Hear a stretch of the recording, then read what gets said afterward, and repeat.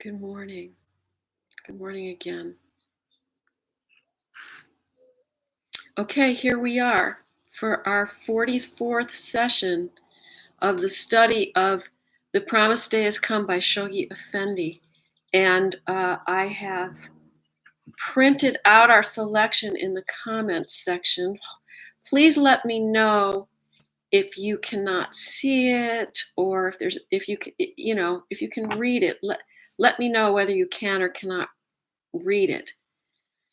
And if you would like to ask any questions or say anything, I can actually bring you on screen on Facebook.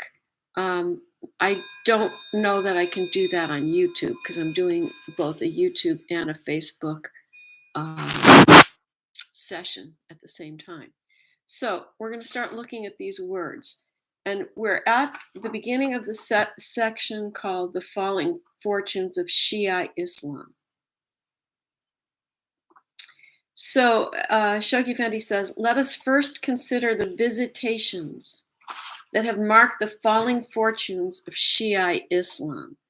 So I think he means the things that have happened. The iniquities or the evil doings summarized in the beginning of these pages, and for which the Shia ecclesiastical order in Persia is to be held primarily answerable. In other words, these evil deeds mostly are the responsibility of the Shia religious leaders. Iniquities, which iniquity means an evil deed. Iniquities, which in the words of Baha'u'llah, has caused the Apostle Muhammad to lament, and the chaste one, Fatima, to cry out, and all things to groan, and the limbs of the holy ones to quake. So for those of you who don't know, the chaste one, Fatima, was the daughter of Muhammad. She was the female representative of the purity of Islam. Iniquities which had riddled the breast of the Bab with bullets. So these crimes had caused the Bab to be martyred and bowed down Baha'u'llah. When Baha'u'llah was first arrested and thrown into the underground dungeon for being a follower of the Bab, and he had to wear chains weighing more than 100 pounds all the time for 4 months. So he was bent over and turned his hair white and caused him to groan aloud in anguish. And this groaning aloud of Baha'u'llah was from his heart because of the terrible, terrible persecutions of the Babis and the Baha'is, and made Muhammad to weep over him, because Baha'u'llah wrote that in the holy realms Muhammad wept, and Jesus to beat himself upon the head. Again, this is a metaphor for Baha'u'llah's connection with Jesus in the holy realm, and the Bab to bewail his plight. The Bab in his holy retreats in the hidden world cried for him. Such iniquities indeed could not and were not to remain unpunished. So Shoghi Effendi is saying, God knows all. There is repercussions for these things. God, the fiercest of avengers, was lying in wait, pledged not to forgive any man's injustice. So that's a quote from a hidden word where Baha'u'llah has written, for I have pledged myself not to forgive any man's injustice. The scourge of his chastisement, that means the cleansing force of his punishment, swift, sudden, and terrible, was at long last let loose upon the perpetrators of these iniquities. So God's punishment finally fell on those who had committed these crimes against the manifestation of God for today. A revolution, formidable in its proportions, that means mighty in its scope, far-reaching in its repercussions. There were many things that happened as a result of this revolution that we're talking about now. Amazing in the absence of bloodshed and even of violence, which marked its progress. So this revolution that we're talking about was not fought on the battlefield.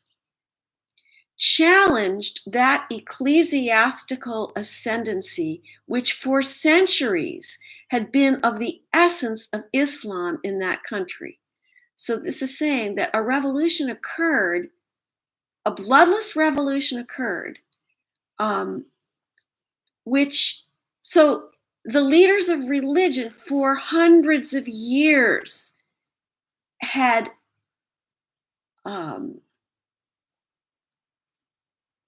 really called the shots for the civil government.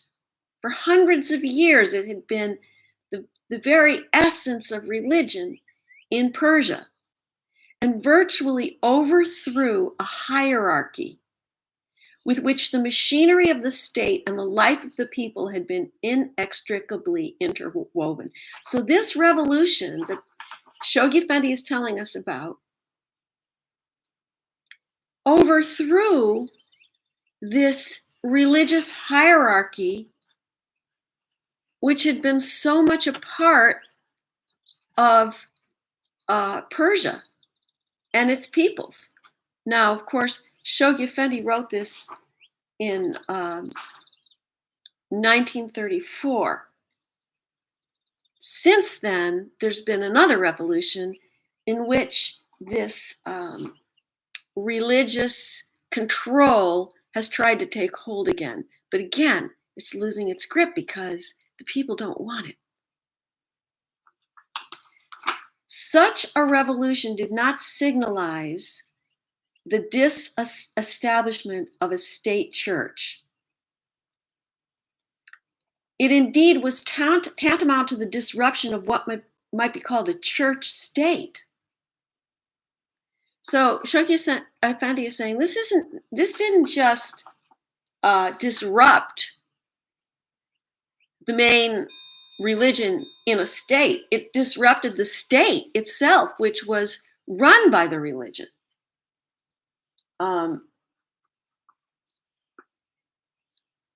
A state that had been hopefully awaiting, even up to the moment of its expiry, the gladsome event of the hidden imam, who would not only seize the reins of authority from the Shah, the chief magistrate who was merely representing him, but would also assume dominion over the whole earth. Okay, so this has to do with the prophecies of Islam. And in the prophecies of Islam, there were 12 imams, 12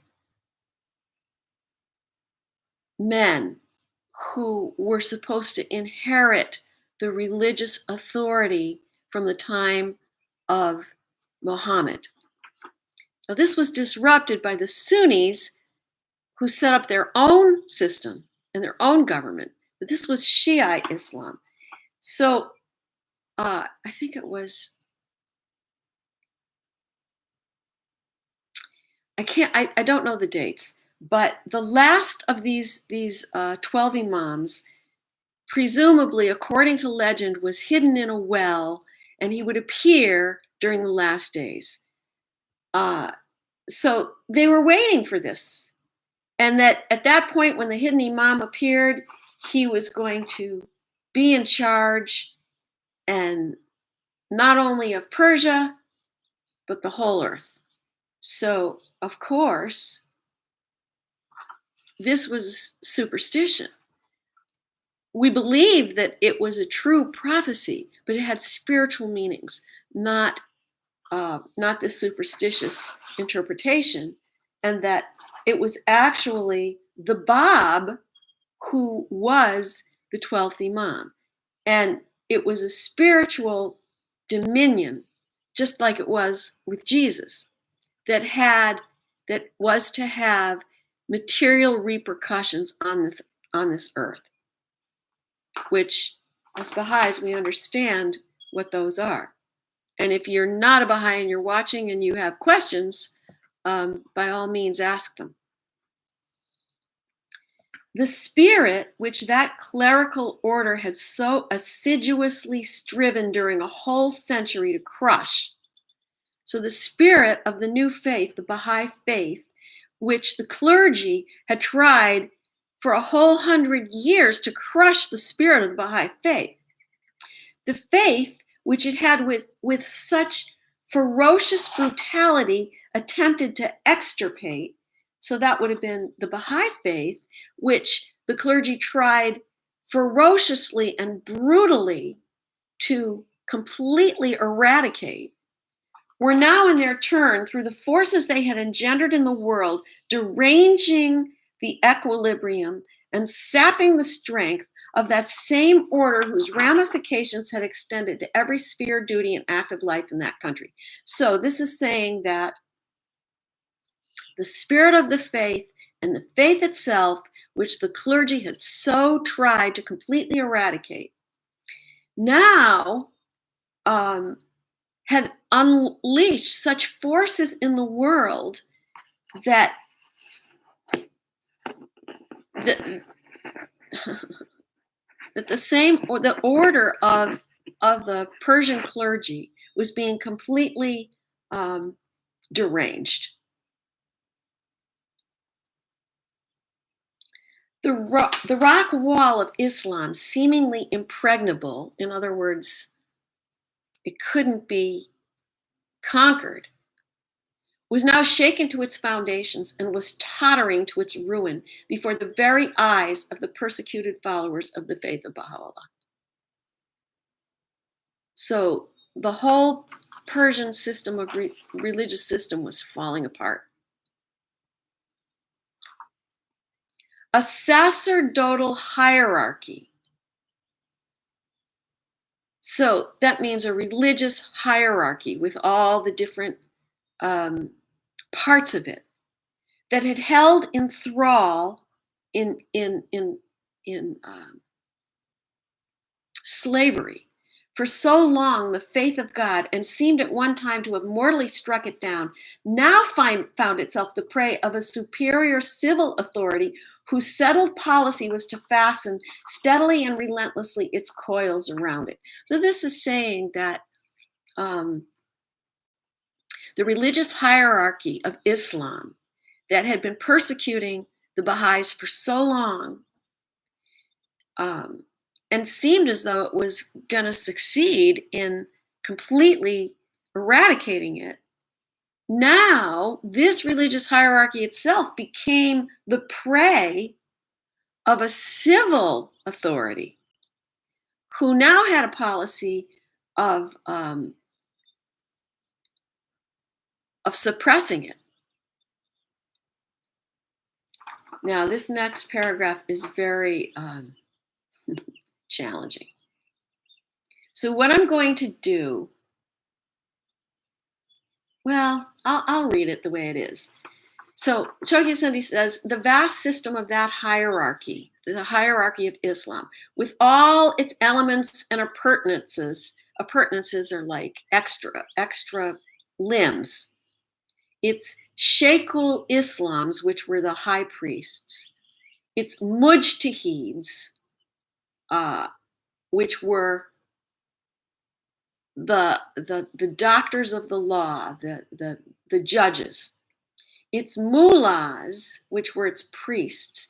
It's fuqahas, its jurists. It's imams. The imams are the prayer leaders. It's mueddins. mueddins, it's criers, it's vuas, preachers, it's qadis, judges, it's mutavalis, custodians, it's madrasis, seminaries, it's mudarrisins, professors, it's tulabs, pupils, it's karaz, intoners, it's muabarins, soothsayers, it's muhadithins, narrators, it's musakkarins, spirit subduers, it's dakarins, rememberers, it's umal-e dakat, almsgivers, it's mukadasins, saints, it's munzavis, recluses, it's sufis, it's dervishes, and whatnot, was paralyzed and utterly discredited. So you can see that it had a lot of different parts to it, or has a lot of different parts to it. It's mujtahids, and here I put in a explanation of that word, a person accepted as an original authority in Islamic law. Such authorities continue to be recognized in the Shia tradition, but Sunni Muslims accord this status only to the great lawmakers of early Islam. Those firebrands who wielded powers of life and death and who for generations had been accorded honors almost regal in character were reduced to a deplorably insignificant number. So these mujtahids, which had who had power over the life and death of people, and who were so honored, became were reduced to a very insignificant number. There were very few of them. The beturbaned prelates of the Islamic Church, who, in the words of Baha'u'llah, decked their heads with green and white and committed what made the faithful spirit to groan.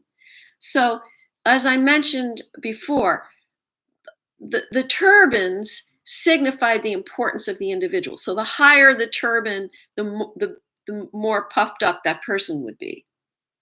And it's talking about they wore green and white. Green represented Muhammad, the line of Muhammad, and white was probably for those who were not directly descended from Muhammad. So they dressed in such a way as to promote their importance, but what they did was to cause the faithful spirit to groan. They were swept away except for a handful who, in order to safeguard themselves against the fury of an impious populace, so in order to protect themselves, because now the population was infuriated, are now compelled to submit to the humiliation of producing, whenever the occasion demands it, the license granted them by the civil authorities to wear this vanishing emblem of a vanished authority. So in order to wear these turbans now, at this point in 1934, they had to get a license to wear it, which was, of course, very humiliating. Now, this is different from the way it is now, because there's been another revolution. But this is where it was in 1934 when Shoghi Effendi was writing. The rest of this turbaned class, whether Sayyids, mullahs, or hajis, were forced not only to exchange their venerable headdress for the kula-i-farangi, European hat, which not long ago they themselves had anathematized, but also to discard their flowing robes and don the tight-fitting garments of European style, the introduction of which into their country they had a generation ago so violently disapproved. Okay, so the rest of these guys who wore turbans, whether they were descendants of Muhammad or whether they were priests or hajis, were the ones who had made pilgrimage. They were called hajis. They had to wear the European hat, which they had really put down, and the European clothing, which they had also really put down. And now it's different again. The dark blue and white domes, an allusion by Abdul Baha to the rotund and massive headgears of the priests of Persia, had indeed been inverted. So it sounds like they'd worn these big, massive headdresses and no longer were able to. Those whose heads had borne them, the arrogant, fanatical, perfidious, and retrograde, perfidious, untrustworthy, and evil, and retrograde, moving backwards clericals, in the grasp of whose authority, as testified by Baha'u'llah, were held the reins of the people, whose words, okay, so these priests controlled the people, whose words are the pride of the world and whose deeds are the shame of the nations. So what they say is wonderful. What they do is terrible. Recognizing the wretchedness of their state, betook themselves crestfallen and destitute of hope to their homes, there to drag out a miserable existence. So these priests lost everything, really. They just went home. Impotent and sullen, they are watching the operations of a process which, having reversed their policy and ruined their handiwork, is irresistibly moving towards a climax. So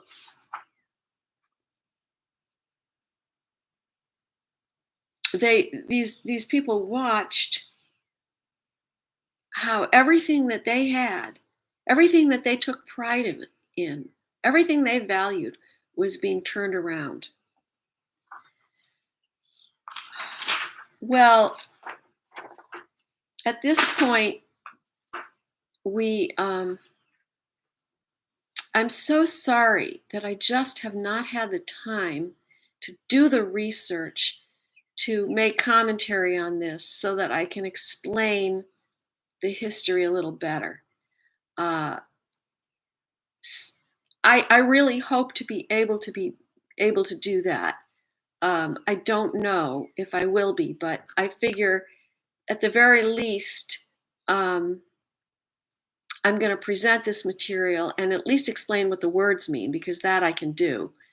And if anybody is watching out there who can help out with helping me to learn this history without having to spend so much time on looking it all up. If there's anybody out there that can help me with this, I can bring you on screen and you can explain it, or you can explain it to me. But that would be really wonderful for the viewers to have a more filled out picture of the history. This is where we're going to end today. And I thank you for joining me. And I say, Ya Baha'u'llah Pa, O thou glory of the most glorious.